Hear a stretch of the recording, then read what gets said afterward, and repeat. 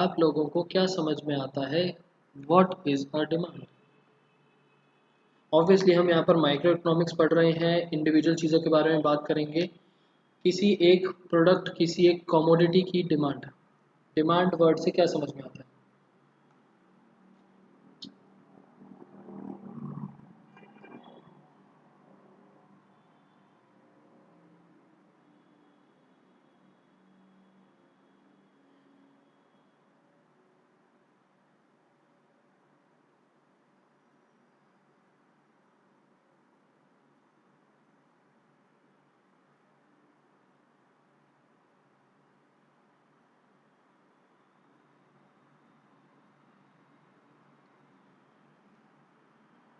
आप लोग भी रेस्ट पर चले गए क्या?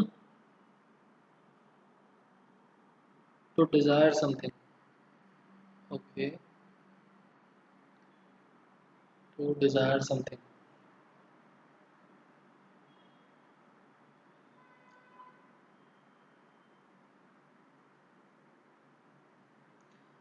अच्छा संगिनी, ये बताओ, टू डिजायर समथिंग को आपने बोला कि डिमांड है। I desire to buy a BMW car, तो क्या वो डिमांड बन जाएगी? सिर्फ मेरे चाहने से, डिजायर मतलब यही हो गया ना, चाहना। सिर्फ मेरे डिजायर की वजह से वो डिमांड बन जाएगी। Need of masses.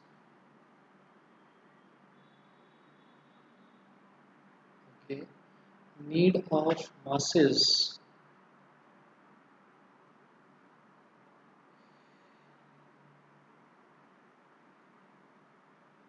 हर्षी, मान लो अभी दिल्ली में तो ज़्यादा गर्मी नहीं पड़ती, ठीक है, और ज़्यादा ऐसे एरियाज जहाँ पर गर्मी बहुत ज़्यादा पड़ती है, बहुत ज़्यादा।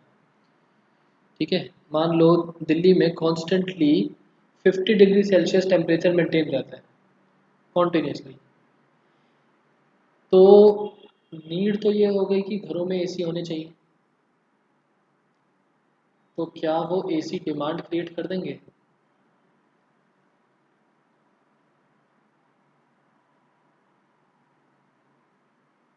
या चलो मानो, फिलहाल प्रेजेंट सिचुएशन, लॉकडाउन चल रहा है, लोग घर से बाहर नहीं निकल सकते। घर से बाहर नहीं निकल सकते तो जो पहले 50% पॉपुलेशन इंटरनेट पे डिपेंडेंट थी, अब 90% पॉपुलेशन इंटरनेट पे डिपेंडेंट है। ठीक है, 10% हम उन लोगों को एक्सक्लूड कर देते हैं जिनके पास कोई सोर्सेज ही नहीं है, मोबाइल नहीं है, कुछ भी नहीं है, बिल्कुल ही गरीब लोग। 90% लोग जिनके पास मोबाइल है, सबके सब ऑनलाइन मीडिया पर आ गए। कोई आपको चीज़ बाय करनी हो, परचेज करनी हो, कुछ भी चीज़ करनी हो, आपको मूवीज़ देखनी है, अभी हम क्लासेस भी ऑनलाइन ले रहे हैं, हर चीज़ के लिए ऑनलाइन आ गया। बट क्या ऑनलाइन के लिए जो सर्वर्स हैं या जो भी चीज़ें ऑनलाइन के लिए, ऑनलाइन में जो डील करते हैं, क्या डिमांड बढ़ गई ऑनलाइन की? हम बोल सकते हैं कि डिमांड बढ़ गई। एक आंसर आया, यस बोल सकते हो। अच्छा, चलो एक और एग्जांपल देता हूँ फिर आपको। ठीक है, हर्ष ने बोला consumer desire which is able to afford. ठीक है हर्ष, आपकी डेफिनेशन फिर भी थोड़ी ठीक है। Smriti, want of something, desire of something.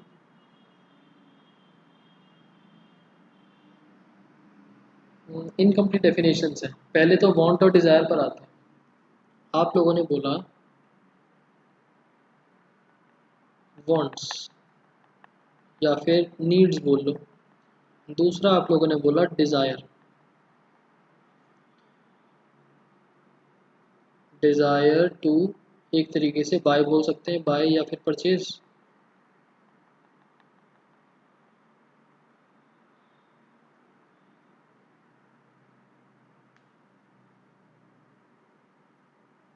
ठीक,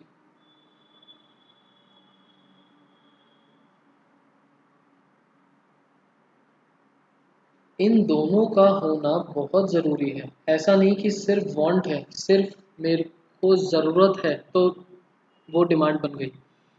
जो मैंने पहले एग्जांपल लिया था कि मान लो गर्मी बहुत ज़्यादा पड़ती है और एसी की ज़रूरत है, बट क्या मैं एसी अफोर्ड कर सकता हूँ? क्या पता एसी अफोर्ड ना कर सकता हूँ। क्या पता एसी अफोर्ड कर सकता हूँ बट मेरा उतने पैसे डालने का मन ना हो। एसी आता है 40,000 का। अब मैं एसी चाहता तो हूँ, 40,000 का एसी अफोर्ड भी कर सकता हूँ, बट मेरा मन नहीं है 40,000 रुपये डालने का एसी के लिए। हो सकता है ना। तो वहाँ पर डिमांड नहीं बनी। मैं एसी चाहता हूँ कि मेरे घर में हो, एसी पे मैं खर्च भी कर सकता हूँ बट करना नहीं चाहता। जब मैं एसी पर खर्च नहीं करना चाहता तो क्या वो डिमांड बनेगी?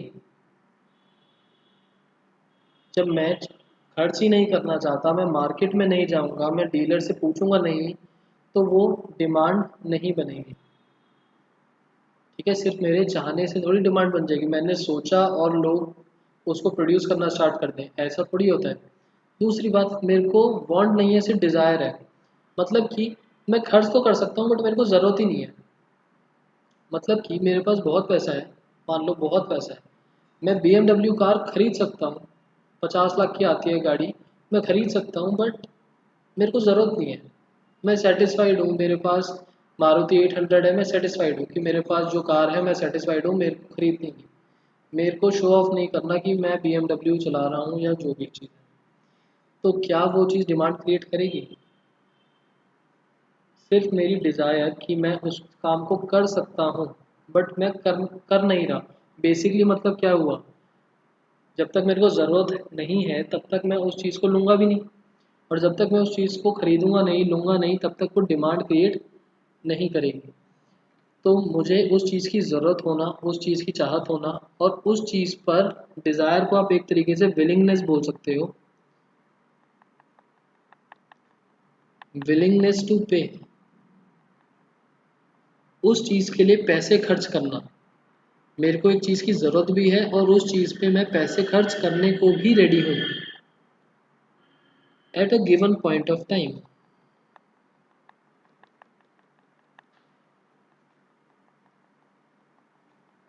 ये पॉइंट इंपॉर्टेंट है, eight a given point of time. बताता हूँ इसका रेलेवेंस। पहली बात तो ये कि मेरे को किसी चीज़ की ज़रूरत होना और उसके लिए पैसे खर्च करना, क्योंकि मुझे ज़रूरत है बट मैं पैसे खर्च नहीं करना चाह रहा। ठीक है, मान लो मैं ऑनलाइन क्लासेस ले रहा हूँ, मेरे को ज़रूरत है ऑनलाइन क्लासेस की, बट ऑनलाइन क्लासेस के लिए जो खर्चा है, जो मैंने सेटअप परचेज़ करा, वो मैं इंटरनेट मैंने परचेज़ करा, मैं इंटरनेट पे जो पैसे खर्च हुए वो करना नहीं चाह रहा। तो क्या वो मेरे लिए डिमांड बनेगी? नहीं बनेगी। जब मैं उस ऑनलाइन चीज़ को लेना चाहता हूँ, इंटरनेट पे पैसे भी खर्च करने को तैयार हूँ एट अ गिवन टाइम, तो वो मेरी डिमांड क्रिएट करेगी। जब मेरे को ज़रूरत होगी तभी तो मैं इंटरनेट सर्विस प्रोवाइडर के पास जाऊँगा कि भैया मेरे को प्लान लेना है, कौन सा प्लान चाहिए, वो पूछेगा ये वाला प्लान दे दो, एंड जब मैं पैसे खर्च कर दूँगा, पैसे उसको दे दूँगा, मेरे को वो सर्विसेज अपनी प्रोवाइड कर देगा। तभी तो बोला जाएगा ना कि इंटरनेट की जो डिमांड थी वो क्रिएट हुई, उसने मेरे को सर्विसेज दी, उसने मेरे को प्रोडक्ट दिया। Eight a given point of time क्या रोल प्ले करता है कि मान लो मैं अभी तो खर्च करना चाहता हूँ। ठीक है, मैंने बोला कि इंटरनेट मान लो 5,000 रुपये का इंटरनेट आता है। ठीक है, मैं 5,000 रुपये देने को तैयार हूँ, बट ये लॉकडाउन की सिचुएशन अभी अभी हुई है, ये टेक्नोलॉजी अभी अभी आई है। या चलो टेक्नोलॉजी को छोड़ो, एक नया फ़ोन, मेरा फ़ोन टूट गया, मेरे को फ़ोन लेना है।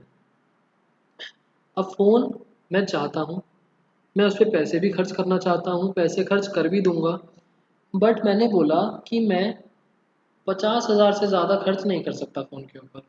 बट जो मुझे फ़ोन चाहिए, जो मेरी ज़रूरत है, जो फ़ोन मुझे चाहिए, वो 1 लाख रुपए का आता है। मेरी ज़रूरत है, मैं पैसे भी खर्च करने को तैयार हूँ, बट अभी के लिए मैं 50,000 खर्च करने को तैयार हूँ। मैंने बोला कि अभी मैं 50,000 रुपये का अगर मुझे फ़ोन मिलेगा तो मैं ले लूँगा, बट अभी मिल नहीं रहा।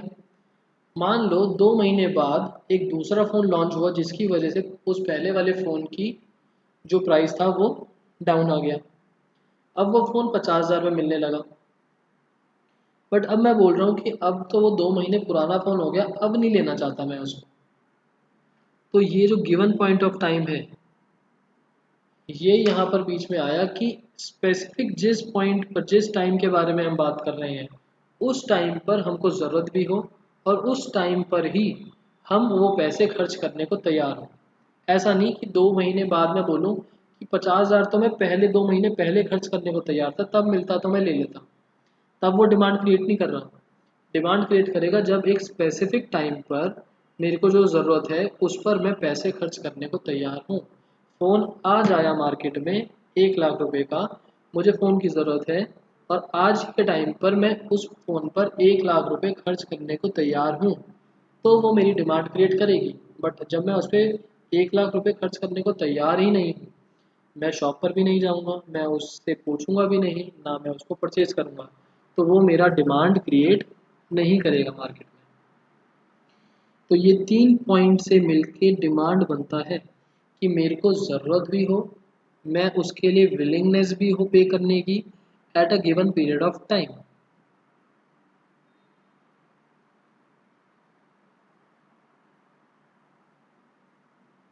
Clear?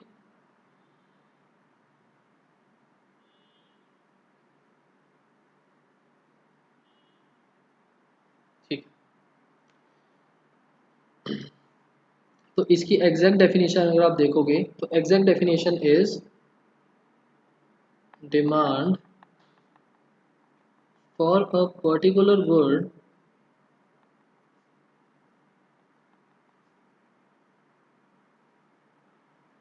means the quantity of good that a person is willing to buy at different prices at a given point of time। मतलब कि एक गुड की जो डिमांड है उसका मतलब क्या है कि वो उस गुड की क्वांटिटी जो person willing to buy at different prices at a given point of time, different prices पर उसको खरीदने को तैयार है। मान लो इसका एक एग्जांपल, यहाँ पर चल रहा है प्राइस और यहाँ पर चल रही है डिमांड। हमारे पास प्रोडक्ट क्या है? हमारे पास प्रोडक्ट है, मान लेते हैं कि प्रोडक्ट क्या लें, आईफोन ही ले लेते हैं। चलो फ़ोनों के बारे में बात चल रही थी। आईफोन, आईफोन अभी नया लॉन्च हुआ, तो मान लो अगर उसका प्राइस 1 लाख रुपए है तो उसकी डिमांड कितनी है? 10,000 लोग। मतलब कि अगर 1 लाख का आईफोन आता है तो 10,000 लोग हैं ऑल ओवर इंडिया जो उसको खरीद लेंगे। अगर 2 लाख का निकालता है तो ऑब्वियसली कम लोग उसको खरीदेंगे, लेट से 5,000 लोगों ने खरीदा। 3 लाख का अगर फ़ोन निकाल दिया तो इतना महंगा फ़ोन लेने से अच्छा तो हम कुछ और चीज़ में ही इन्वेस्ट कर दें।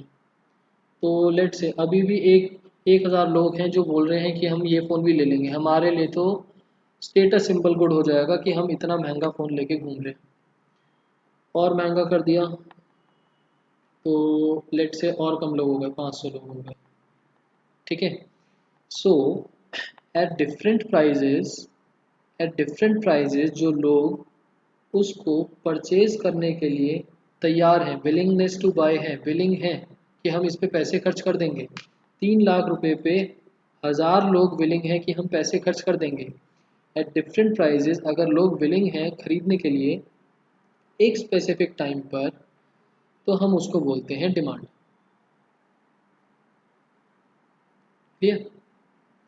डिमांड के साथ ही एक टॉपिक आता है क्वांटिटी डिमांडेड। दोनों वर्ड में थोड़ा सा डिफरेंस है, इस वर्ड को हम आगे थोड़ा और डिटेल में पढ़ने वाले हैं, बट बता देता हूँ। क्वांटिटी डिमांडेड का मतलब जब हम कोई एक स्पेसिफिक केस लेके चलते हैं, मतलब एक प्राइस के अगेंस्ट में, एक स्पेसिफिक प्राइस के अगेंस्ट में आने वाली डिमांड को बोलते हैं क्वांटिटी डिमांडेड। ठीक है, एक स्पेसिफिक प्राइस के अगेंस्ट जो डिमांड चल रही है, that means that is quantity demanded, कि इस प्राइस पर कितनी क्वांटिटी डिमांडेड है, 5000।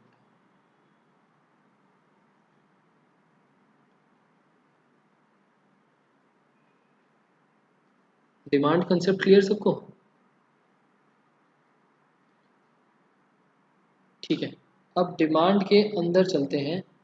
डिमांड से रिलेटेड चीज़ें, ये पूरा का पूरा चैप्टर डिमांड पर ही चलता रहेगा। अच्छा, किस किस के स्कूल में हो गया डिमांड?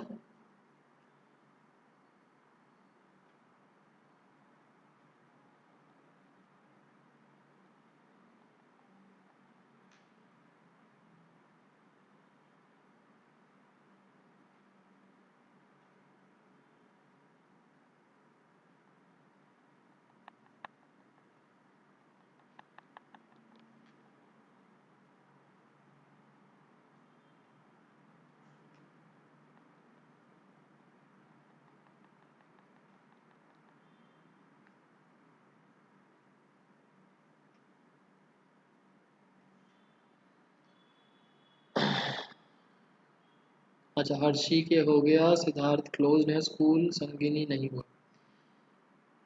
ठीक है, तो हर्षी आपका तो समझ में आ ही रहा होगा, फिर आप थोड़े बहुत आंसर्स करो, और बाकी सब जितना समझ में आ रहा है उसके हिसाब से आंसर्स करो। सो फैक्टर्स अफेक्टिंग डिमांड, कौन कौन से फैक्टर्स हैं जो डिमांड ऑफ अ कमोडिटी को अफेक्ट करते हैं, मतलब कि कौन कौन सी ऐसी चीज़ें हैं जिसकी वजह से डिमांड कम ज़्यादा या डिमांड में चेंजेस आ सकते हैं। एक बोला प्राइस, गुडविल,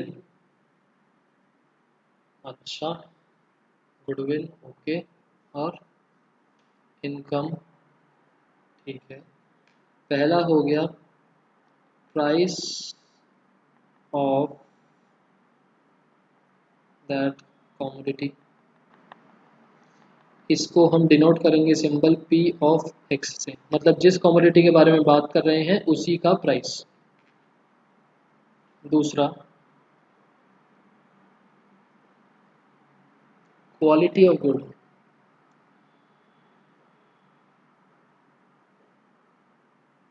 ठीक है। Living standard, Siddharth living standard income में ही आ गया मेरे हिसाब से। दूसरा आ जाएगा price of related good, P of दूसरा गुड है Y। हो सकता है ना कि सैमसंग ने अच्छा फ़ोन लॉन्च कर दिया तो आईफोन की डिमांड कम हो जाए, दूसरे उसके प्रोडक्ट की वजह से, उससे मिलते जुलते रिलेटेड गुड की वजह से हमारा जो प्रोडक्ट है उसमें चेंजेस आ जाए। सर्विसेज एंड वारंटी,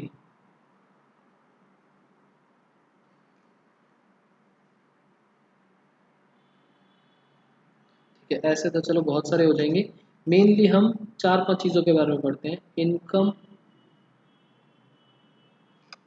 एक फैक्टर हो गया इनकम।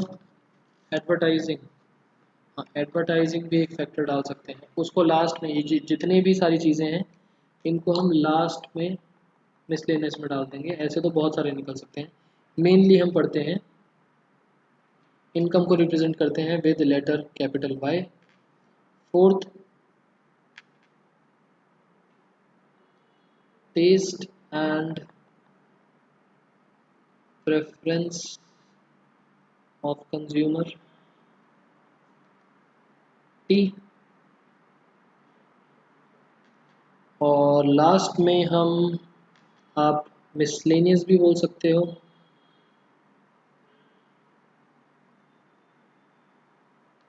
या फिर फ्यूचर एक्सपेक्टेशंस भी बोल सकते हो, और हटा भी सकते हो इसको एज सच। हम फ्यूचर एक्सपेक्टेशंस लेके चलेंगे ई, ठीक है। इनोवेशंस एंड क्रिएटिविटी, ड्यूरेबिलिटी, हम इन्हीं 5 चीज़ों के बारे में पढ़ने वाले हैं कि एक प्रोडक्ट की डिमांड को कौन कौन से फैक्टर्स अफेक्ट करते हैं। मेन ये सब है, बाकी सब तो छोटी मोटी चीज़ें बहुत सारी निकल सकती हैं। ठीक है, मान लो आज की डेट में आईफोन ज़्यादा इसलिए बिक रहा है कि उसकी आफ्टर सेल सर्विसेज बहुत अच्छी है, कि फ़ोन में कुछ ख़राबी हुई आपके घर से उठा के लेके जाएंगे, 1 महीने में ही ठीक कर देंगे, आपके घर पे दे के जाएंगे, एंड जितने टाइम के लिए लेके गए हैं फ़ोन को उतने टाइम आपको दूसरा फ़ोन देंगे। आफ्टर सेल सर्विसेज बहुत अच्छी हैं। बट कुछ चेंजेस हुए आईफोन में, एंड उसके मैनेजमेंट में कुछ चेंजेस हुए, किसी भी वजह से कुछ चेंजेस हुए, एंड उनकी आफ्टर सेल सर्विसेज उतनी अच्छी नहीं रही जितनी पहले थी, तो ऑब्वियसली उसकी डिमांड में इफेक्ट आएगा। तो ऐसे बहुत सारे फैक्टर्स निकल सकते हैं, but we will study these factors only. ठीक है, पहली चीज़, जिस कमोडिटी के बारे में बात कर रहे हैं एक्स के बारे में, उसकी डिमांड इफेक्ट होने के पहला रीज़न कि उस कमोडिटी का प्राइस, उससे मिलती जुलती दूसरी कमोडिटी का प्राइस, लोगों की इनकम, लोगों का टेस्ट या प्रेफरेंस, अगर लोगों का टेस्ट या प्रेफरेंस बदल गया तो डिमांड भी कम ज़्यादा हो सकती है, and future expectation. Future expectation में आप मिसलेनियस के अंदर तो वैसे कुछ भी लगा सकते हो, मेनली हम फ्यूचर एक्सपेक्टेशन लेके चलेंगे कि मान लो एक चीज़, अभी नया फ़ोन लॉन्च हुआ, पता नहीं क्या रिव्यूज़ हैं, कैसा चले कैसा ना चले, कोई इसमें एरर है नहीं है। फ्यूचर एक्सपेक्टेशन हमने लगाया कि, या फ्यूचर एक्सपेक्टेशन का दूसरा वो लगाओ कि विंटर्स आने वाली हैं। विंटर्स ख़त्म होने के बाद मैंने बोला कि आ, आपके जो विंटर क्लोथ्स हैं, स्वेटर्स, जर्सीज वगैरह, उनके प्राइजेस कम हो जाएंगे। तो फ्यूचर से रिलेटेड हम कुछ एक्सपेक्ट करके अगर हम डिसीजन लेते हैं डिमांड से रिलेटेड कि हम खरीदें या ना खरीदें, कि बाद में ख़रीदना ज़्यादा अच्छा है, बाद में हो सकता है प्राइस कम हो जाए, बाद में हो सकता है प्राइस बढ़ जाए, तो अभी ले लो। लॉकडाउन चल रहा है, बहुत सारे लोगों के माइंड में ये है कि हो सकता है राशन जो है वो बाद में बहुत शॉर्टेज हो जाए, तो अभी से ही खरीद के रख लो, चाहे महंगा भी मिल रहा हो। फ्यूचर एक्सपेक्टेशन, हो सकता है बाद में कोई प्रॉब्लम ना आए, प्राइस सस्ता हो जाए, चलो बाद में लेंगे, अभी क्या करेंगे लेके, अभी तो बहुत महंगा मिल रहा है। तो इस चीज़ पर भी हमारी डिमांड अफेक्ट करती है। ठीक है, अब इसमें आपके लिए first point is really important. इस पर तो एक डिफरेंट कंसेप्ट भी बना हुआ है, लॉ ऑफ डिमांड करके। अब हमारा next topic law of demand ही है, हम वो पढ़ेंगे। तो फर्स्ट टॉपिक तो आपका है बहुत ज़्यादा इम्पोर्टेंट। सेकंड टॉपिक को भी हम थोड़ा सा डिटेल में पढ़ने वाले हैं। थर्ड टॉपिक भी थोड़ा सा डिटेल में पढ़ेंगे, एंड बाकी के दोनों बहुत इजी इजी से हैं। ठीक है, इसके अंदर थोड़ी सी चीज़ें मिलेंगी आपको डिटेल्ड में, मतलब थोड़ी अलग चीज़ें आप पढ़ने वाले हो। इसके अंदर भी थोड़ी बहुत चीज़ें आप पढ़ने वाले हो जिसमें इन डेप्थ कंसेप्ट आ जाते हैं, एंड ये तो बहुत इन डेप्थ कंसेप्ट है। मतलब कि मैं ऐसा बोल सकता हूँ कि ये चार एक तरफ और ये अकेला एक तरफ, कंपैरिजन करने के लिए ये अलग होता है, और ये चार, इन चारों को बोलते हैं, इन चारों को बोला जाता है factors affecting demand other than price. मतलब कि हमने फैक्टर्स को भी दो पार्ट्स में डिवाइड करा, factors affecting demand related to price and factors affecting demand other than price. ठीक है, अदर देन प्राइस में या तो रिलेटेड गुड्स की वजह से, या इनकम की वजह से, या टेस्ट एंड प्रेफरेंस की वजह से, या फिर फ्यूचर एक्सपेक्टेशन की वजह से। ठीक है, सो हम अपना टॉपिक स्टार्ट करते हैं लॉ ऑफ डिमांड से, जो इसका मतलब होता है कि प्राइस ऑफ दैट कमोडिटी, उस कमोडिटी के प्राइस की वजह से आने वाले चेंजेस किस तरीके से इफेक्ट करते हैं डिमांड को। तो ये दोनों टॉपिक्स इंटर रिलेटेड किस तरीके से हैं, पहले तो ये समझो। ऐसा नहीं कि दूसरा नाम नहीं है उसका, कि प्राइस ऑफ दैट कमोडिटी का दूसरा नाम लॉ ऑफ डिमांड है, ऐसा मत समझना। बट उस टॉपिक से इंटर रिलेटेड है, उस टॉपिक की जस्टिफिकेशन लगा सकते हो। लॉ ऑफ डिमांड, ठीक है। लॉ ऑफ डिमांड हर चीज आपके स्कूल में हो गया, लॉ ऑफ डिमांड का क्या मतलब है।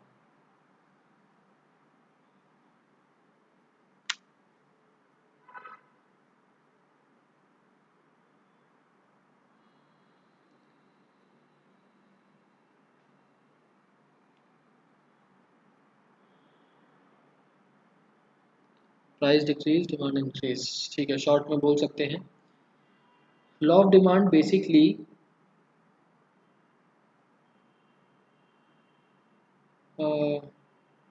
Quantity demanded of a product, मतलब changes in quantity demanded of a product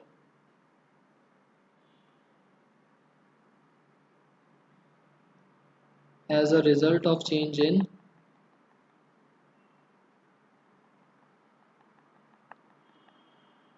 its prices। उसके प्राइजेस में चेंज आने की वजह से उसकी क्वांटिटी डिमांडेड में चेंज आने का क्या रेलेवेंस है, that is law of demand. तो this law says that other factors या अदर थिंग्स बीइंग कांस्टेंट, हमारी एजम्पशंस होती है ना, जैसे ये एजम्पशन ही है कि बाकी सारे फैक्टर जो हैं प्राइस को छोड़ के, बाकी सारे factors being constant, quantity demanded of a commodity is inversely related to the price of that commodity। Inversely related होते हैं quantity demanded and price. Inversely related, अगर मैं इनवर्सली रिलेटेड का ग्राफ समझना चाहूँ तो कौन सा वाला ग्राफ हुआ, लास्ट क्लास में हमने कितने टाइप के ग्राफ्स, 4 तरीके के ग्राफ्स पढ़े थे, horizontal, vertical, upward, downward. Inversely related के अंदर किस टाइप का ग्राफ बनता है?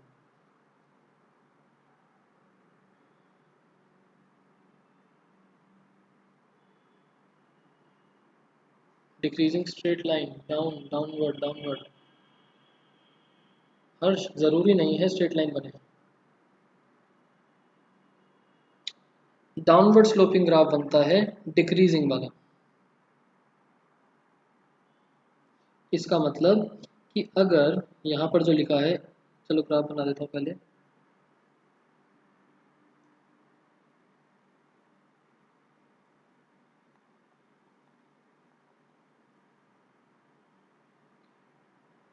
डाउनवर्ड स्लोपिंग ग्राफ होगा, ये मैंने स्ट्रेट लाइन जैसा बना दिया सिर्फ समझाने के लिए, बट ये ग्राफ आपका किसी भी वे में हो सकता है। ये ग्राफ आपका डाउनवर्ड स्लोपिंग ही होगा। अब डाउनवर्ड स्लोपिंग में चाहे इस टाइप से हो, इस टाइप से हो, इस टाइप से हो, इस टाइप का, इस टाइप का, इस टाइप का, ये भी डाउनवर्ड ही है, कर्व में आ गई।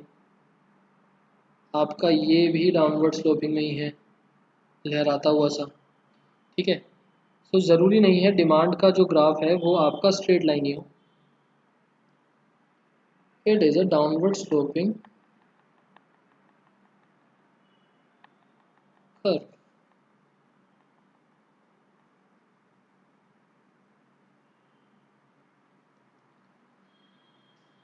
हो सकता है प्राइस में चेंज आने की वजह से जो डिमांड में चेंज आ रहा है वो कभी कम आए, कभी ज़्यादा आए, तो ज़रूरी नहीं है स्ट्रेट लाइन ही बने। इसका मतलब इन्वर्सली रिलेटेड कि अगर हमारा प्राइस इंक्रीज हुआ तो हमारी डिमांड कम हो जाएगी, अगर हमारा प्राइस डिक्रीज हुआ तो हमारी क्वांटिटी इंक्रीज हो जाएगी। ये होना तो नेसेसरी है, बट स्ट्रेट लाइन बनना कोई ज़रूरी नहीं है। देखो, यहाँ प्राइस ले लिया, यहाँ पर क्वांटिटी ले ली, प्राइस में चेंज आने की वजह से, प्राइस में चेंज आने की वजह से जो हमारी क्वांटिटी है वो डिक्रीज हो गई, और वाइस वर्सा, प्राइस में चेंज आने की वजह से क्वांटिटी इंक्रीज हो जाएगी।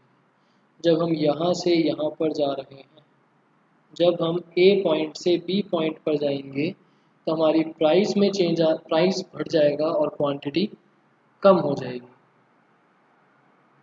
इसका एक अगर शेड्यूल बनाया जाए तो शेड्यूल भी आप इस तरीके से बना सकते हो। अच्छा एक चीज़ बताओ, प्राइस में चेंज आने की वजह से क्वांटिटी में चेंज आ रहा है या क्वांटिटी में चेंज आने की वजह से प्राइस में चेंज आ रहा है, या कुछ भी बोल सकते हैं। पहली स्टेटमेंट प्राइस में चेंज आने की वजह से क्वांटिटी में चेंज, दूसरी स्टेटमेंट क्वांटिटी में चेंज आने की वजह से प्राइस में चेंज, तीसरी दोनों में से कुछ भी बोलो बात सेम है।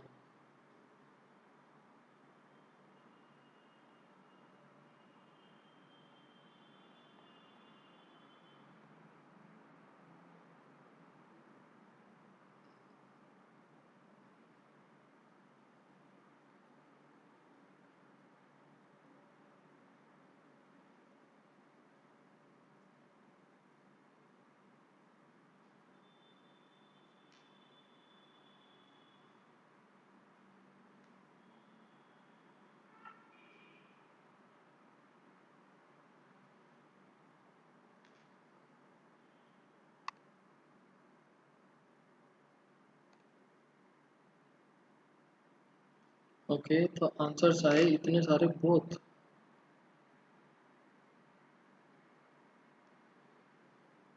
अच्छा ज़रा डेफिनेशन पढ़ो। Factors being constant, quantity demanded is inversely related to price। अच्छा और एक डेफिनेशन दूसरी पढ़ते हैं, ये देखो।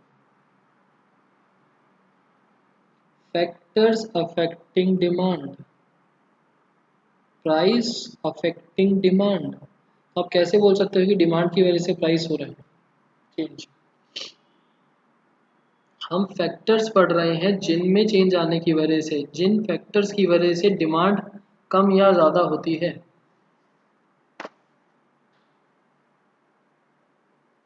तो कभी भी ये मत बोलना कि क्वांटिटी कम होने की वजह से हम प्राइस ज़्यादा हो रहा है। नॉर्मल सिचुएशन में बोलना चाहें अलग बात है, बट इकोनॉमिक्स पढ़ते वक्त हम पढ़ रहे हैं फैक्टर्स अफेक्टिंग डिमांड, मतलब हर बार ये रिजल्टिंग फैक्टर रहेगा। क्वांटिटी का कम होना या क्वांटिटी का ज़्यादा होना इज़ अ रिजल्ट, किस पर बेस्ड? प्राइस में कम होना या ज़्यादा होना। सेकंड फैक्टर जो आपका रिलेटेड गुड्स का है, रिलेटेड गुड्स के प्राइस में कम होना या ज़्यादा होना। इनकम जो थर्ड फैक्टर था, इनकम लोगों की कम होना या ज़्यादा होने की वजह से क्वांटिटी में चेंज आना। चौथा फैक्टर लोगों के टेस्ट में अनफेवरेबल या फेवरेबल चेंज आने की वजह से क्वांटिटी डिमांडेड में चेंज आना। फ्यूचर एक्सपेक्टेशन, एक्सपेक्टेशन फेवरेबल या अनफेवरेबल सिचुएशन की वजह से डिमांड में आज के टाइम पर चेंजेस आना। तो दीज आर द फैक्टर्स जिनकी वजह से ये अफेक्ट होता है। प्राइस में चेंज आने की वजह से, प्राइस में कम होने की वजह से या प्राइस में ज़्यादा होने की वजह से आने वाला डिमांड में change is change in quantity demanded या चेंज इन क्वांटिटी। ठीक है,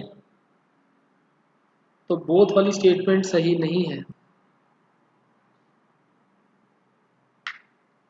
सो ये रही आपकी लॉ ऑफ डिमांड की डेफिनेशन। डिमांड की डेफिनेशन, डिमांड का एक तरीके से आप कर्व बोल सकते हो इसको, और ये रहा शेड्यूल। ये रहा आपका डिमांड कर्व, और इसको आप बोल सकते हो क्वांटिटी डिमांडेड एंड बाकी सारी चीज़ें।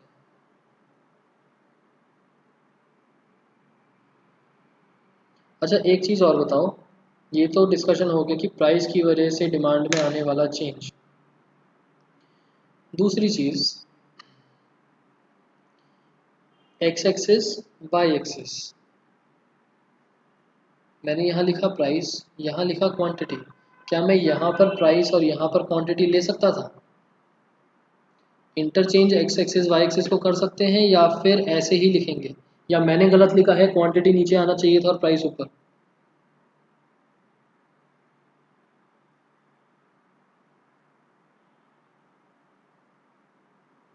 अरे नो का तो मतलब समझ नहीं आया, एक सेकंड में पोल बना रहा हूँ, पोल पे आंसर देना। आई एम क्रिएटिंग अ पोल, उस पर आंसर देना।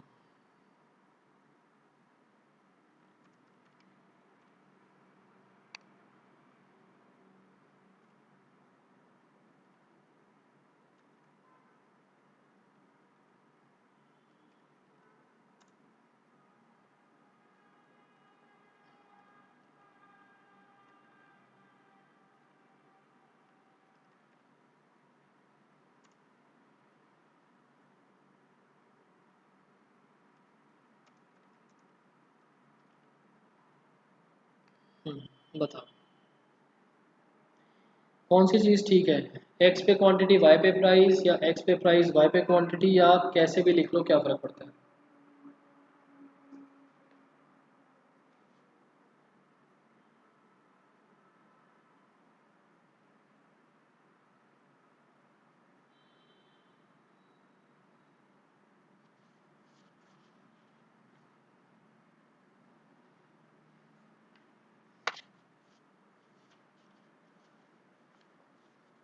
4 आंसर्स आए हैं, और किसी को देना है कुछ आंसर।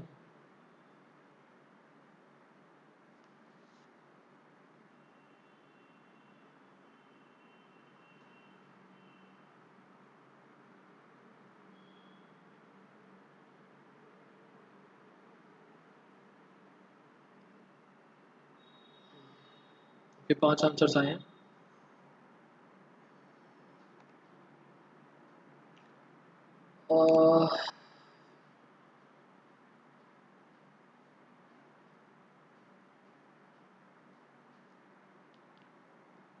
क्वांटिटी नीचे प्राइस ऊपर,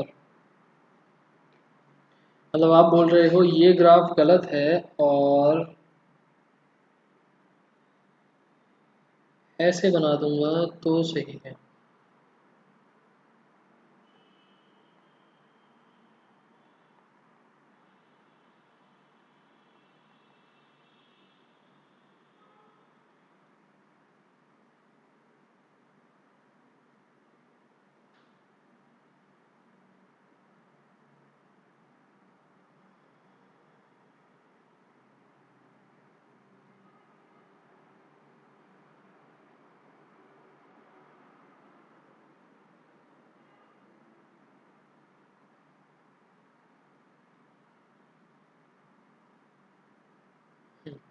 आप बोल रहे हो पहले वाला गलत है और दूसरे वाला सही है। प्राइस इज इंडिपेंडेंट इन इको में एक्सेप्शन। हर्षी इसका क्या मतलब है। अच्छा, इंडिपेंडेंट है इस वजह से on Y access.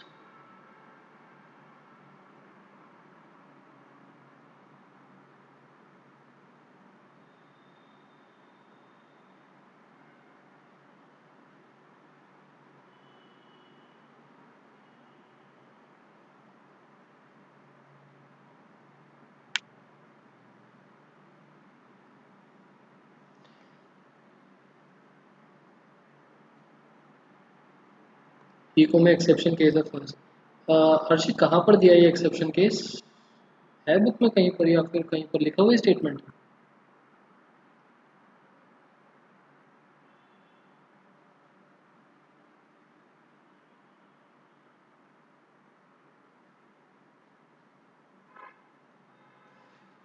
Exception case वाली चीज़ बुक में कहीं पर मेंशन्ड है। अच्छा, मैम ने बताया। देखो जनरली हम ये वाली फिगर बनाते हैं, क्वांटिटी नीचे प्राइस ऊपर, फैक्टर्स जो चेंज हो रहे हैं वो ऊपर की साइड,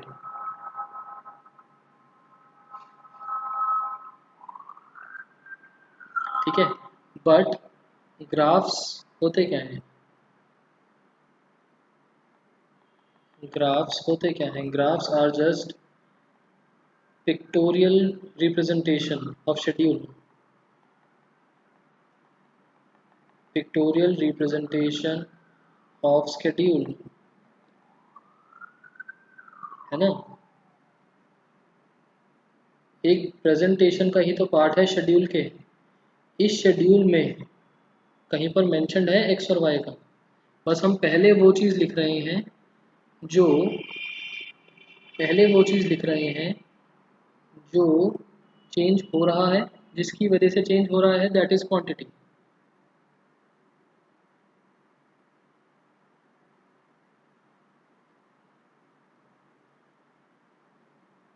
अगर आपने और ग्राफ्स वगैरह पढ़े हैं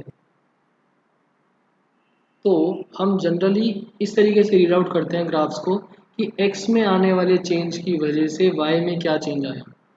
आपने मैथ्स में जनरली हम ग्राफ पढ़ते हैं, और भी अगर कहीं पर ग्राफ पढ़े, साइंस में भी ग्राफ पढ़े हों, तो हम ऐसा नहीं देखते कि x में जब हम लेफ़्ट से राइट पर जा रहे हैं, यहाँ से यहाँ तक आए तो यहाँ पर कितना चेंज हो गया y में।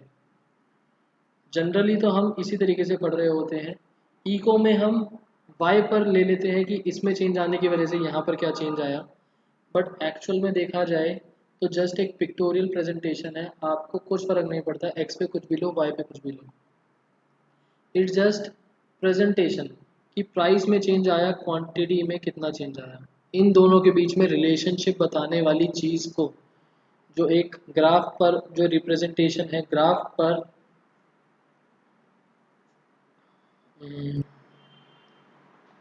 Relation between quantity and price on graph, सिर्फ ये है। अब आप क्वांटिटी को एक्स पे लो या प्राइस को एक्स पर लो, कुछ फ़र्क नहीं पड़ता। जनरली इको में हम जो फैक्टर्स हैं उनको हम इस तरीके, मतलब ये वाली चीज़ बना देते हैं इको में कि फैक्टर्स को वाई पर ले लेते हैं एंड क्वांटिटी को नीचे एक्स पर ले लेते हैं, क्योंकि किसी भी चीज़ में क्वांटिटी चेंज नहीं हो रही है, हम क्वांटिटी को नीचे लेके चल लेते हैं। बट आप किसी भी तरीके से बना सकते हो, कुछ फ़र्क नहीं पड़ता। बाकी बात आ जाती है एजम्पशंस की कि ज़्यादा अच्छा कौन सा है, किस तरीके से करना ज़्यादा बेटर है। दैट इज़ जो हर्षी आप बोल रहे हो ना कि स्कूल में मैम ने बताया एक्सेप्शन है, वो बेसिकली एक तरीके से एजम्पशन ले रखी है कि हम क्वांटिटी को नीचे ही लिखेंगे हर बार, ज़्यादा अच्छा है पढ़ने के लिए, समझने के लिए, एंड बाकी और कोई चीज़ नहीं। ऐसा नहीं है कि ये चीज़ बना दोगे तो गलत हो जाएगा, ऐसा नहीं है कि ऊपर वाली चीज़ बना दोगे तो गलत हो जाएगा। जस्ट समझने का तरीका है कि दो चीज़ के बीच में एक तरीके से आपको जस्ट रिलेशन बताया जा रहा है। ठीक है, सो हमारा टॉपिक चल रहा था, हमने शेड्यूल बना लिया, हमने ग्राफ बना लिया, हमने इनवर्स रिलेशन देख लिया दोनों प्राइस और क्वांटिटी के बीच में। इनवर्स रिलेशन है, इनवर्स, और उसकी डेफिनेशन देख ली। ठीक है, एक बस इस टॉपिक का assumption, assumptions of law of demand. तो अगर लॉ ऑफ डिमांड पर क्वेश्चन आएगा तो लॉ ऑफ डिमांड की डेफिनेशन, उसका शेड्यूल, उसका ग्राफ, उसकी एजम्पशंस और उसके फीचर्स। फीचर्स हम करेंगे थोड़ी देर बाद। Assumptions of law of demand कहने के लिए तो एक ही है assumption, other factors remain constant. But इतना छोटा सा लिख के आओगे तो मार्क्स भी तो एक चीज़ है ना, मार्क्स भी लेने वाली बात है। तो हमने टोटल 5 चीज़ें पढ़ी थी, तो हम इसको भी 5 चीज़ों में डिवाइड कर देंगे। That there should be no change in price of related goods,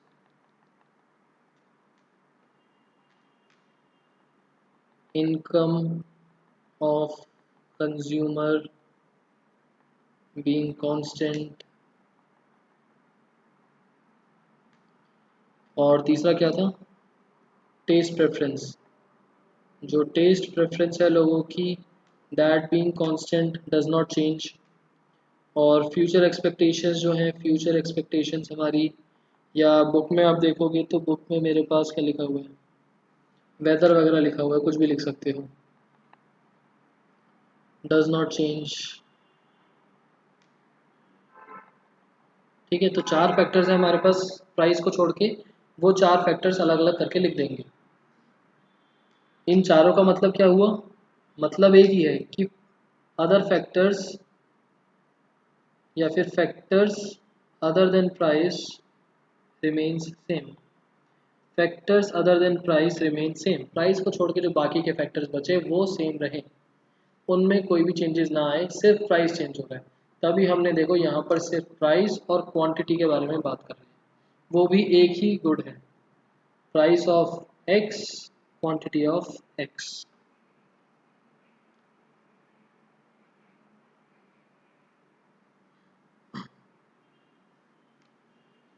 यहाँ तक बताओ, यहाँ तक टॉपिक क्लियर है?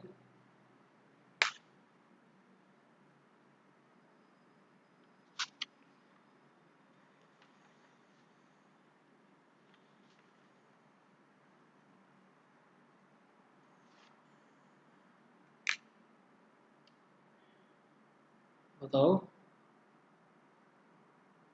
ठीक है, अब हमने इस पूरे लॉ ऑफ डिमांड में इनवर्स रिलेशनशिप पढ़ा कि अगर प्राइस कम हुआ डिमांड ज़्यादा, प्राइस ज़्यादा हुआ डिमांड कम। लॉजिकल सी बात है कि मान लो हमारा फ़ोन है, फ़ोन का प्राइस कम हुआ, मैं ज़्यादा परचेज़ करूँगा, फ़ोन का प्राइस ज़्यादा हो गया तो कम लोग परचेज़ करेंगे। सिद्धार्थ व्हाट्सएप पे बात करेंगे ये सब। दूसरा, exceptions of law of demand. Exceptions का मतलब, एक्सेप्शंस वर्ड का मतलब एक तरीके से failures of law of demand. Failures, जहां पर लॉ ऑफ डिमांड हमारा फेल हो जाता है, जो उसकी एक्सेप्शन है। मतलब कि इसका मतलब प्राइस बढ़ा तो क्वांटिटी बढ़ी, प्राइस कम हुआ तो क्वांटिटी भी कम हुई।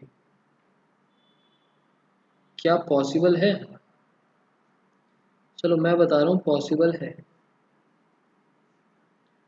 हर गुड्स में ज़रूरी नहीं कि लॉ ऑफ डिमांड अप्लाई हो जाए, मोस्टली केसेस में हो जाता है, but there are exceptions to.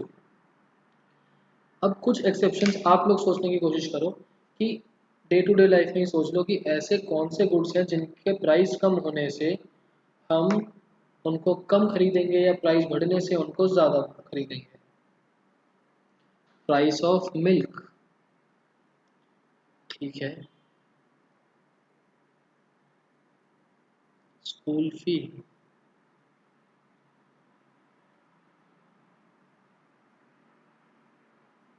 अच्छा ठीक है, और कुछ, इलेक्ट्रिसिटी, ठीक है। So price of milk, school fee, electricity, इन तीनों चीज़ों से तो सिद्धार्थ मेरे को एक बात समझ में आई आपकी, कि आप बात कर रहे हो असेंशियल गुड्स की, या फिर असेंशियल की जगह बोला जाए तो हम इमरजेंसी गुड्स भी बोल सकते हैं, या फिर नेसेसिटी गुड्स भी बोल सकते हैं। जो चीज़ें हमारे लिए ज़रूरी हैं, इमरजेंसी वाली हैं, ज़रूरत है, नेसेसिटी है हमारी, बिना इलेक्ट्रिसिटी के हम अपनी डे टू डे लाइफ नहीं इमेजिन कर सकते। मिल्क, जनरली मिल्क डेली आप सब लोग पीते होंगे, जनरली लोग कंज्यूम करते हैं, मिल्क से और भी चीज़ें बनती हैं। तो मिल्क भी आप ये है कि कंजम्पशन कम कर सकते हो, बट मेरे को नहीं लगता कि घरों में ख़त्म ही हो जाए कंजम्पशन अगर मिल्क का प्राइस बढ़ जाए। स्कूल फी भी अगर आप देखो, अगर किसी स्कूल में फीस बहुत ज़्यादा है, ज़्यादा से ज़्यादा क्या होगा, आप स्कूल स्विच कर लोगे, दूसरे स्कूल में चले जाओगे, बट पढ़ना तो बंद नहीं कर दोगे। ठीक है, तो एक तो हमको पता चल गया एसेंशियल गुड्स। मेडिसिन का केस भी ले सकते हो। अगर आपको मेडिसिन्स, आपकी तबीयत ख़राब है, मान लो हेडेक है, आप मेडिसिन तो लोगे ही लोगे ना, चाहे कम की हो चाहे ज़्यादा की हो। मान लो एक हेडेक की मेडिसिन 50 रुपीज़ की आती है, और वो ₹50 की जगह 500 की हो जाए, तो क्या उसको कंजम्पशन नहीं करोगे आप? हेडेक होते रहने दोगे कि चलो मारो गोली, सो जाते हैं, सोते रहते हैं, कभी तो कभी ठीक हो ही जाएगा। चाहे 50 की हो, चाहे 500 की हो, चाहे 1000 की हो, आप ले ही लोगे। कोशिश करोगे कि ना लेनी पड़े, बट लेनी तो पड़ेगी। उसी तरीके से आप महंगी मेडिसिन का भी एग्जांपल ले सकते हो। कैंसर की मेडिसिन हो गई, और भी टाइप की इंजेक्शन्स आते हैं जनरली महंगे महंगे। मान लो कैंसर की मेडिसिन का एग्जांपल ले लो, 1 लाख रुपीज़ की है, बट अगर किसी को कैंसर है तो क्या वो मेडिसिन नहीं लेगा? एक ही केस है कि अगर उसके पास पैसे नहीं है खरीदने के, तो बात ही अलग है।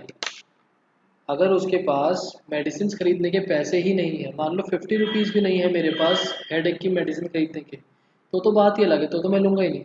बट पैसे हैं तो मैं ले लूँगा ना मेडिसिन, चाहे वो 1 लाख की हो, चाहे 5 लाख की हो, चाहे 50 की हो, चाहे 1 रुपीज़ की हो। एंड ऐसा भी नहीं है कि वो, जैसे कैंसर की मेडिसिन 1 लाख की है और उसका प्राइस कम होके 50,000 का हो गया, तो ऐसा भी नहीं है कि मैं उसकी कंजम्पशन बढ़ा दूंगा या कम कर दूंगा, वो सेम ही रहेगा।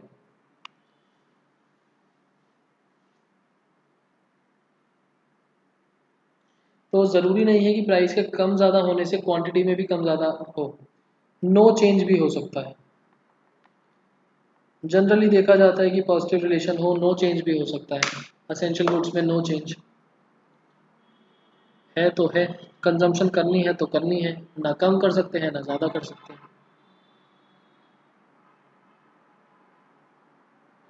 ठीक है, और कोई गुड? असेंशियल गुड्स के बारे में बात हो गई, और कुछ गुड?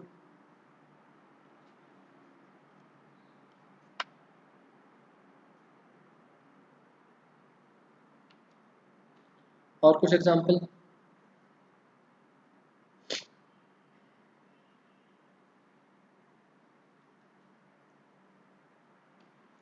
सोच के देखो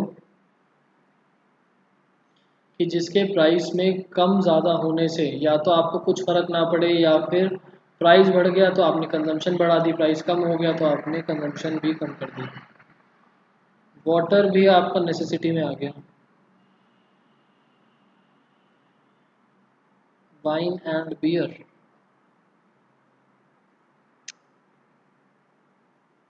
वाइन एंड बियर का तो कुछ नहीं कर सकते, नॉर्मल गुड्स हैं हमारे लिए। ऑब्वियसली अल्कोहल का प्राइस बढ़ेगा तो कंजम्पशन कम हो जाएगी।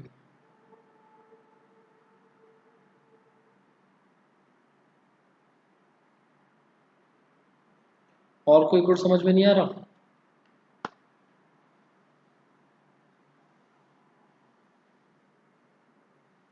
अच्छा, पीपल आर एडिक्टेड, ज़रूरी नहीं है ना सिद्धार्थ हर कोई एडिक्टेड ही हो।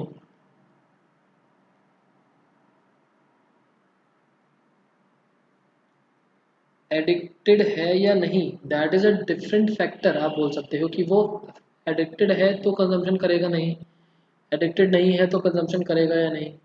Addiction is a different factor. अभी हम मान रहे हैं कि अल्कोहल का प्राइस कम या ज़्यादा होने की वजह से उसकी कंजम्पशन पे क्या फ़र्क पड़ेगा।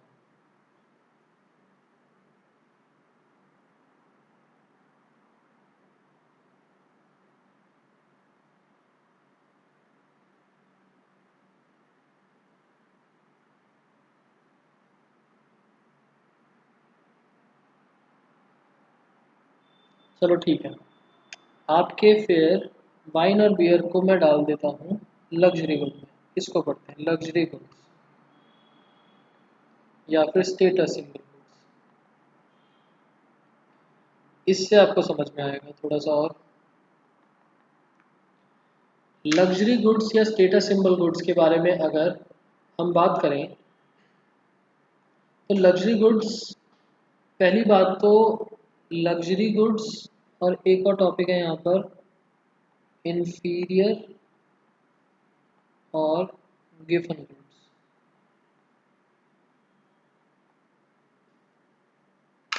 ठीक है, ये दोनों की दोनों चीज़ें बहुत पर्सन स्पेसिफिक है। ठीक है, पर्सन स्पेसिफिक कैसे है अभी आते हैं। लग्जरी गुड्स होता क्या है? अभी मैं थोड़ी देर में वाइन बियर पर आ रहा हूँ। पहले बताओ लग्जरी गुड्स का क्या मतलब हुआ? एयरप्लेन।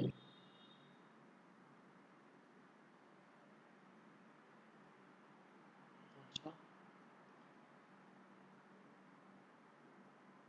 महंगे गुड्स। संगिनी, महंगे गुड्स, महंगी की क्या डेफिनेशन है?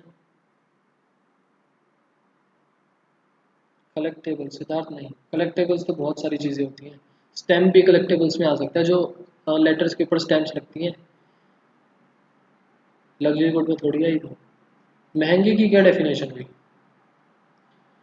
1,000 रुपये, 10,000 रुपये, 1 लाख, 5 लाख, 10 लाख, क्या बेंचमार्क है महंगे का? High price and related without status. High price and related without status. Related without status का क्या मतलब हुआ ऋषि? कि स्टेटस से कोई लेना देना नहीं है उस हाई प्राइस का।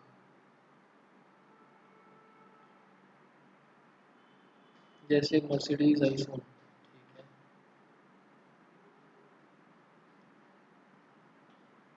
Whose is cost affordable by rich people? अच्छा, related with status. High price related with status.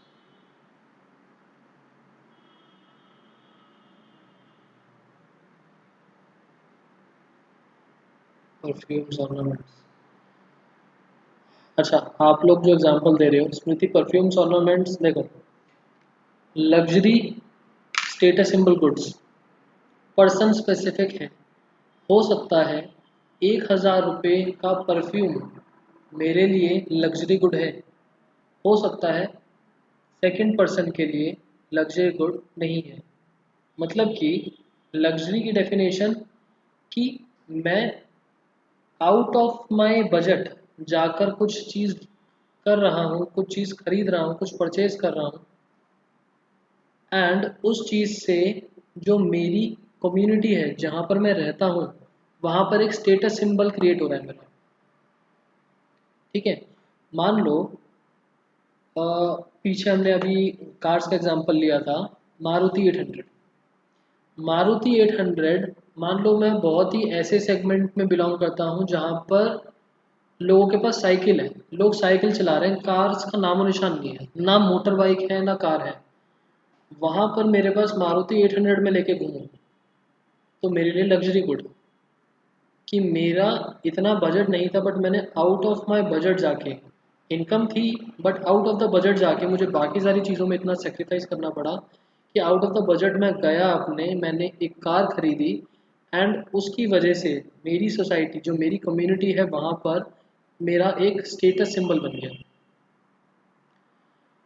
अब मान लो उसी मारुति 800 को लेके मैं एक ऐसी कॉलोनी में गया, एकदम पॉश कॉलोनी में गया, साउथ एक्स चला गया, जहाँ पर लोग मर्सिडीज बीएमडब्ल्यू से नीचे बात ही नहीं करते।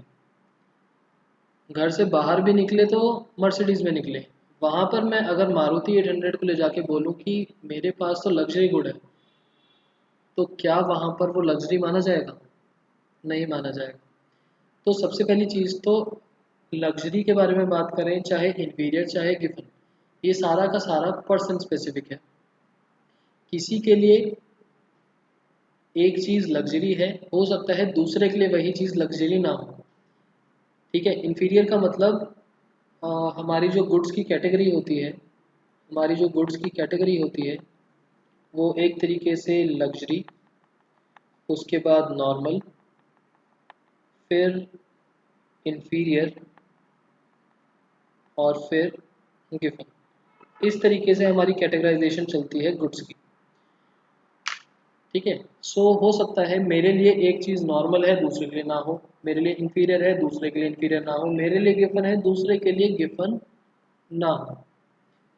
अब आपने जो वाइन और बियर का एग्जांपल दिया, प्राइस बढ़ा, गिवन अभी बता रहा हूँ।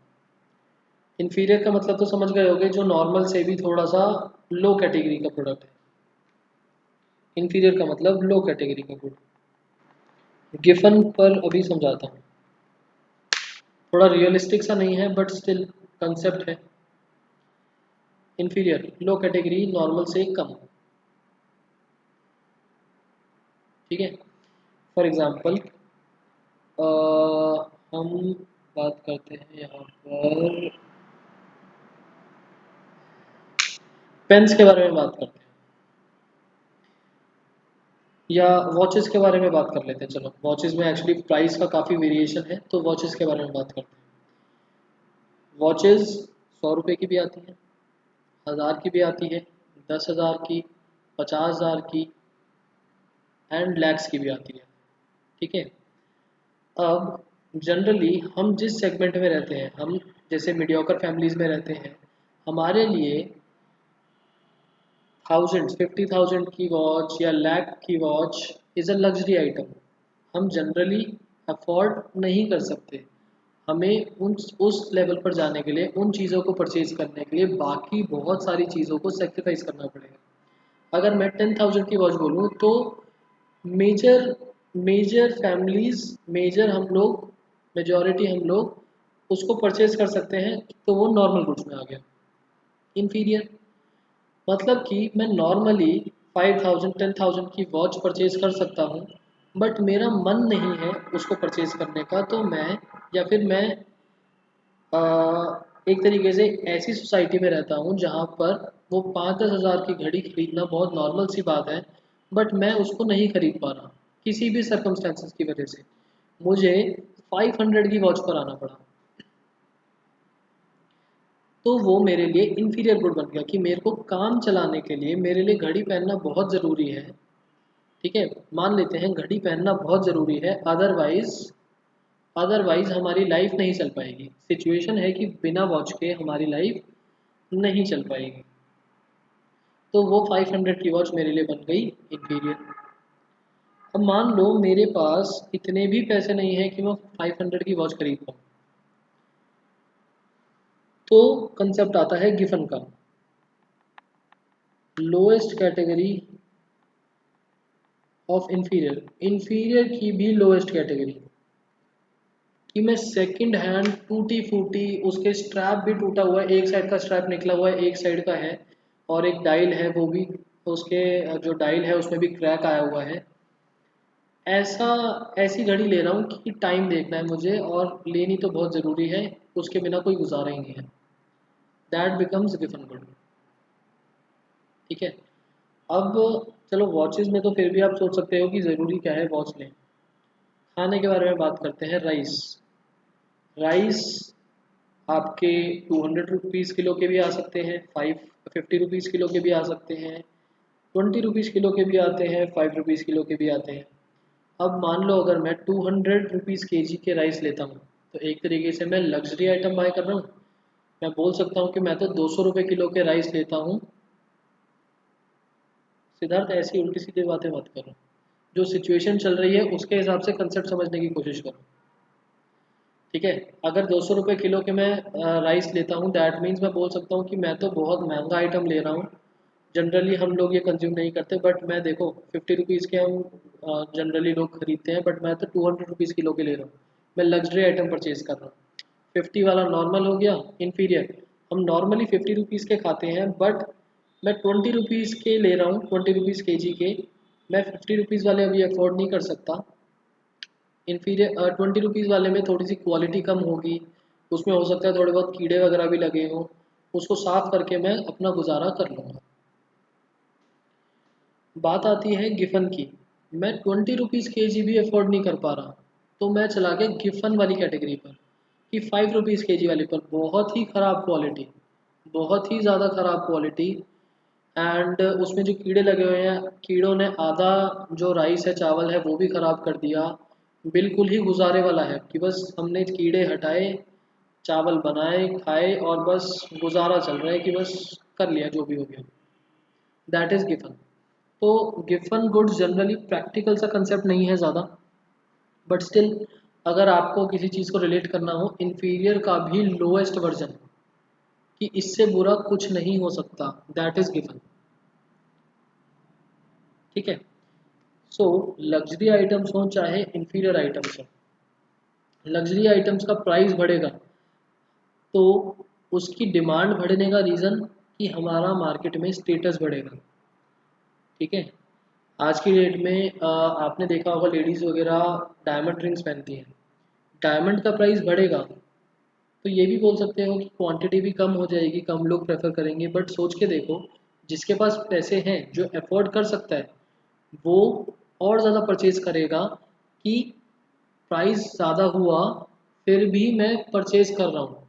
एक हमारा स्टेटस बनता है इन सोसाइटी में कि इतनी इतनी महंगी चीज़ मैंने खरीद रखी है, पहन रखी है, मैं इतनी महंगी चीज़ यूज़ करता हूँ।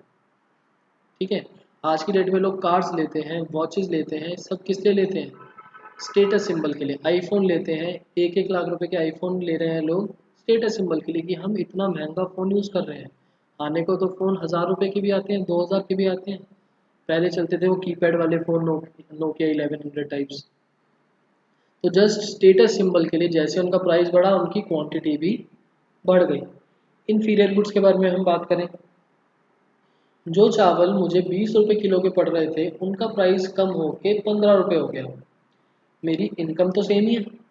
अब जो मैं 100 रुपए की इनकम से 5 kg राइस लेता था 20 रुपीज़ के हिसाब से, 5 kg बने ना, 20 रुपीज़ के जी, 5 kg राइस खरीदता था। अब सेम ही राइस का प्राइस 15 रुपीज़ के जी हो गया। तो अब मैं प्राइस कम होने की वजह से कम परचेज करूंगा या ज़्यादा परचेज करूंगा इन्फीरियर गुड?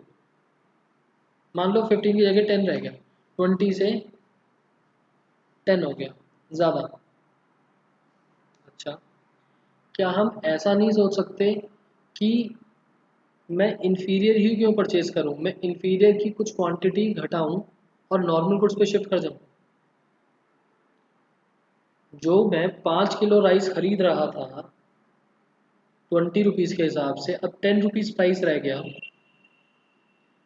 अब 10 रुपीज़ प्राइस रह गया, तो मैं 50 रुपीज़ के जी के तो 1 kg राइस ले लूँ और जो मेरा इन्फीरियर गुड है उसकी क्वांटिटी कम कर दूँ।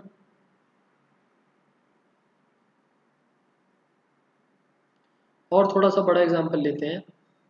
मान लो इनकम है मेरी 1000 रुपीज़, मान लो इनकम है मेरी 1000 रुपीज़। ठीक है, यहाँ चल रहा है मेरा इन्फीरियर गुड्स, यहाँ चल रहा है मेरा नॉर्मल गुड्स। इन्फीरियर गुड्स का पहले प्राइस था लेट से 20 और इसका था 50। ठीक है, और मैं सारा का सारा इन्फीरियर गुड्स पे स्पेंड कर रहा था। अब इन्फीरियर गुड का प्राइस कम होकर 10 हो गया और नॉर्मल गुड्स का तो सेम ही चल रहा है। तो अब मैं अपनी इनकम जो है, ऐसा नहीं हो सकता कि इन्फीरियर गुड्स के लिए कम लगाऊं और नॉर्मल गुड्स पे शिफ्ट कर जाऊं। अगर मैं इन्फीरियर गुड्स की कंजम्पशन बढ़ा देता हूँ, दैट मीन्स वो मेरे लिए इन्फीरियर नहीं है, वो मेरे लिए नॉर्मल गुड्स है।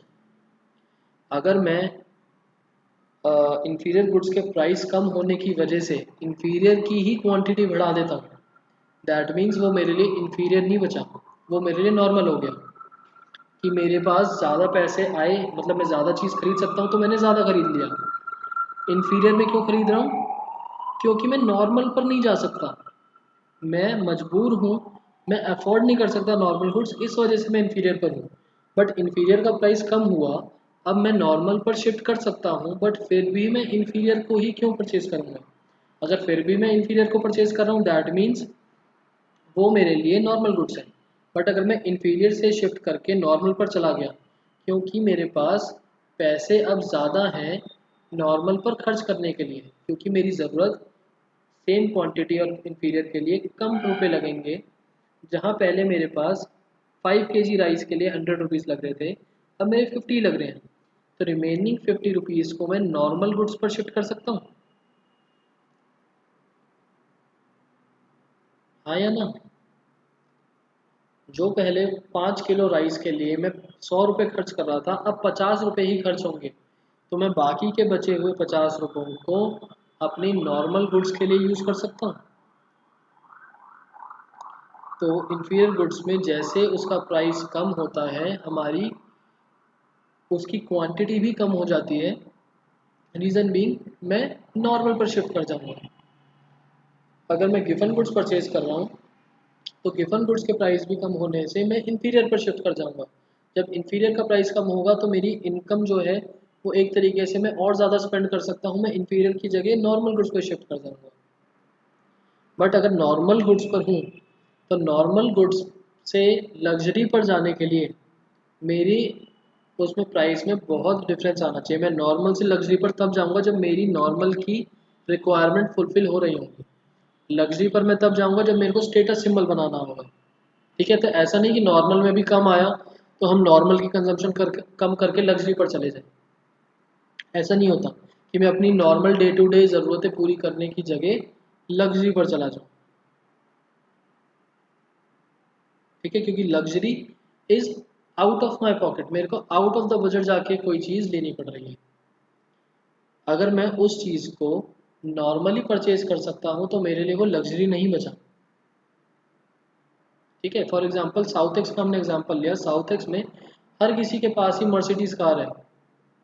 तो वो लोग, उन लोगों के लिए बहुत नॉर्मल सी चीज़ है मर्सिडीज़, कि अगर हमारे पास मर्सिडीज़ नहीं है तो मतलब हमारे लिए तो नेसेसिटी है, मर्सिडीज़ से नीचे हमारे लिए कोई गाड़ी नहीं है, हम कैसे बैठेंगे किसी और छोटी गाड़ी में।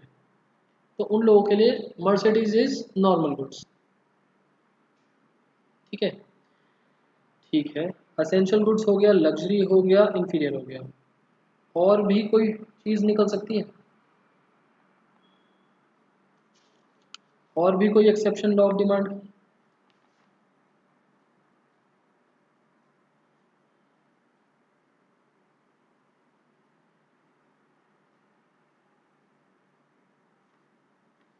प्रीशियस तो लग्जरी में आ गया ना।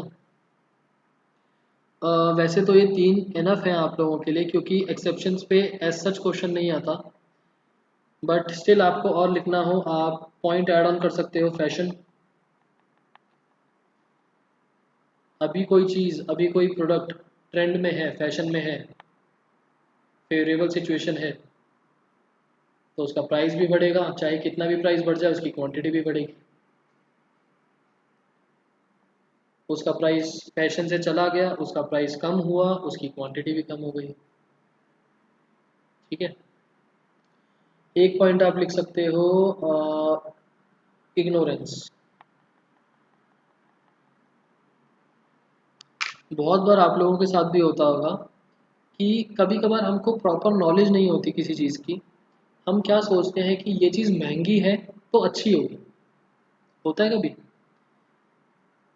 मैं एक शॉप पर गया, मुझे ज़्यादा नॉलेज नहीं है कि अच्छे बुरे की क्या पहचान होती है, क्या डेफिनेशन है कि ये चीज़ अच्छी है, ये चीज़ बुरी है। थोड़ी बहुत ऊपर ऊपर की नॉलेज है, बट मुझे वो चीज़ चाहिए। अब सेम चीज़ ही डिफरेंट कंपनीज की आती है। जैसे मान लो, लैपटॉप्स, मेरे सामने भी लैपटॉप रखा है। एक लैपटॉप 20,000 रुपये का है, एक लैपटॉप 40,000 का है, एक लैपटॉप 70,000 रुपये का है। 20,000, 40,000, 70,000। ठीक है, मैं अफोर्ड तीनों को कर सकता हूँ। ठीक है, मेरी इनकम इतनी है, मैं तीनों लैपटॉप्स अफोर्ड कर सकता हूँ। बट मेरे को लैपटॉप्स के बारे में ना नॉलेज नहीं है कि अच्छा लैपटॉप और बुरा लैपटॉप होता क्या है। ठीक है, हो सकता है कि पता नहीं अब 20,000 वाला अच्छा है या 40 वाला या 70 वाला। शॉपकीपर पता नहीं, वो उसको तो बेचने से मतलब है, जितना ज़्यादा का बेचेगा उतना ज़्यादा मार्जिन। वो तो ऑब्वियसली 70,000 वाले को ज़्यादा बोल देगा कि ज़्यादा अच्छा है। बट पता नहीं कौन सा अच्छा है। हो सकता है कि 70,000 वाले में पेंटियम 3 डला हुआ हो और 20,000 वाले में आपका इंटेल डला हुआ हो, वो ज़्यादा अच्छा सॉफ्टवेयर है। बट कभी कभार हम क्या करते हैं कि चलो पता नहीं कि कौन सा अच्छा है कौन सा नहीं है, ऐसा करते हैं जो महंगा है अच्छा तो होगा ही होगा, नहीं तो उसके प्राइस इतने ज़्यादा क्यों बढ़ा रखे होंगे। प्राइस ज़्यादा है तो ऑब्वियसली अच्छा ही होगा। तो हम ये सोच के कि प्राइस ज़्यादा है तो उसकी क्वांटिटी भी बढ़ जाती है कि ज़्यादा ले लेते हैं। जब लोगों को लैक ऑफ नॉलेज होती है, इग्नोरेंस या लैक ऑफ नॉलेज बोल सकते हो। लोगों को नॉलेज नहीं है तो वो विद इंक्रीज इन प्राइजेस उसकी क्वांटिटी भी इंक्रीज कर सकते हैं। So like BlackBerry is expensive but not the best। ठीक है, आप उससे भी एग्जांपल ले सकते हो। अब किसी के लिए BlackBerry अच्छा है, किसी के लिए अच्छा नहीं है। ठीक है, तो इस टाइप से चीज़ है। सो एक तरीके से एक्सेप्शंस में हमारे पास ये सब बने। मेनली तो ये तीन ही चलते हैं, एसेंशियल गुड्स हो गए या नेसेसिटी गुड्स हो गए, लग्जरी गुड्स हो गए, इंफीरियर या गिवन गुड्स हो गए। और पॉइंट्स ऐड ऑन करने हैं, फैशन हो गया, इग्नोरेंस हो गया। तो हमने आज क्या क्या पढ़ा? डिमांड पढ़ा, डिमांड के बाद हमने क्या क्या पढ़ा? आज बहुत सारी चीज़ें पढ़ ली। डिमांड पढ़ा, डिमांड का शेड्यूल पढ़ा, डिमांड के फैक्टर्स पढ़े। फैक्टर्स में भी हमने सिर्फ अभी तक ये फर्स्ट वाला कवर करा है, रिमेनिंग 4 फैक्टर्स कवर करने अभी बाकी हैं। फैक्टर्स अदर देन प्राइस अभी कवर करने हैं हमको। अभी हमने सिर्फ एक पी ऑफ एक्स कवर करा है। Law of demand, law of demand की डेफिनेशन, उसका कर्व, उसका शेड्यूल और उसकी एजम्पशंस, एंड लास्ट में हमने करा exceptions, exceptions to law of demand. ठीक है, सो 4-5 चीज़ें हमने करी हैं। इसमें किसी को कुछ डाउट हो तो बताओ। नेक्स्ट क्लास में हम बाकी सारे फैक्टर्स के बारे में पढ़ेंगे कि जब प्राइस को ना छेड़े हम तो बाकी सारे फैक्टर्स किस तरीके से डिमांड को अफेक्ट करते हैं। ठीक है, सो बताओ।